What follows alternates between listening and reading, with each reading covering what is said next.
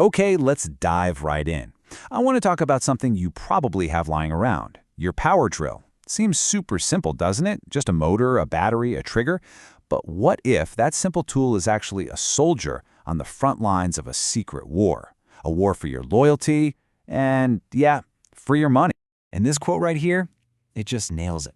This is the whole key to understanding what's going on. Your power drill isn't just a tool.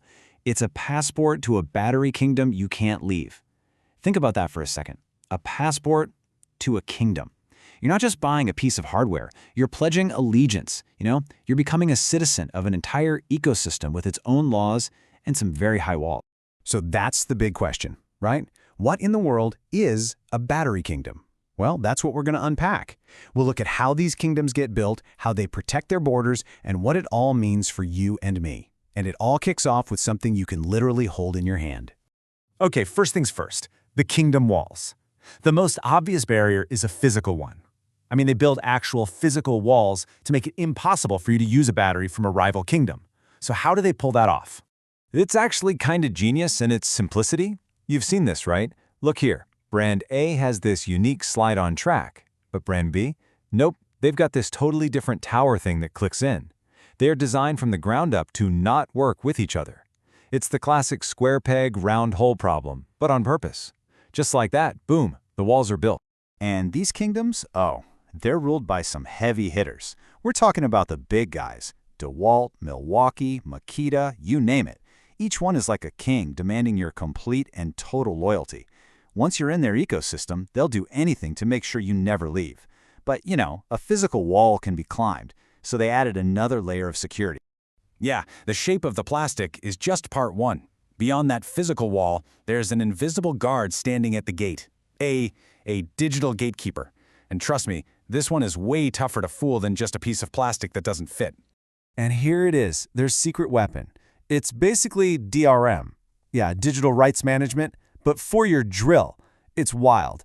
There's a tiny little microchip inside the official battery and another one inside the official tool. And those two chips, they have to have a secret little conversation, a digital check-in, before that tool will even think about turning on. Think of it like a secret handshake, The tool sends out a signal that basically says, hey, you one of us? Give me the password. The chip in a real, genuine battery gets that signal and sends back the correct passcode. Handshake complete, and you get power. But what happens if you plug in a knockoff battery? Well, it doesn't know the handshake. The gatekeeper slams the door shut. No power for you. Simple as that. Okay, so we've got physical walls and these sneaky digital gatekeepers. It's a whole fortress. But what does all this mean for you, right? You're just trying to hang a shelf or build a deck. Well, this is where it stops being theoretical and starts hitting you right in the wallet. Picture this, and I know you've been there. You're in the middle of a project, everything's going great, you pull the trigger on your drill, and nothing. Silence. And it's not just out of juice, it's dead. Kaput. It just won't hold a charge anymore. No big deal, you think, I'll just buy a new one.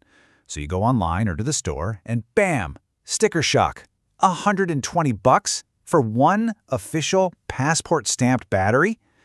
All of a sudden, being a loyal citizen of brand DeWalt, or Kingdom Makita, starts to feel pretty expensive. And that puts you in a really tough spot, doesn't it? You're totally locked in.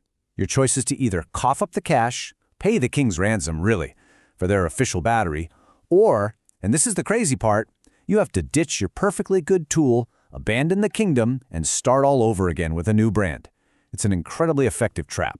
But here's the thing. This whole strategy, building these walled gardens, these locked-in kingdoms, it's not just about your tool shed, not by a long shot.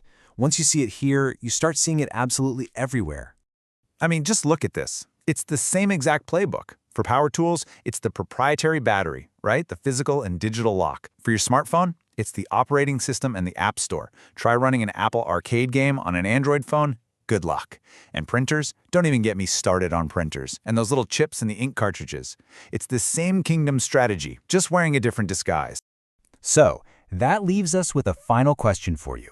The next time you grab your drill or your phone or even your coffee maker that only takes those special pods, just stop and ask yourself, what kingdom am I a citizen of without even knowing it? And more importantly, what are the walls keeping me in? It's definitely something to think about.